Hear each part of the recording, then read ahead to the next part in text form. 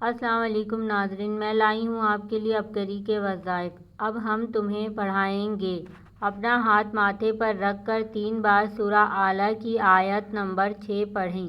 اول و آخر 3 مرتبہ درود شریف پڑھیں۔ روزانہ یہ عمل کریں، انشاءاللہ اس کی برکت سے حافظہ تیز اور تعلیمی میدان میں کامیابیاں ملیں گی۔ جو اس آیت کو پڑھے گا اسے انشاءاللہ اللہ کامیاب کرے گا ہر امتحان میں۔ وہ آیت یہ ہے، سَنُقْرِئُكَ فَلَا تَنسَىٰ۔ ترجمہ: اب ہم تمہیں پڑھائیں گے کہ تم نہ بھولو گے۔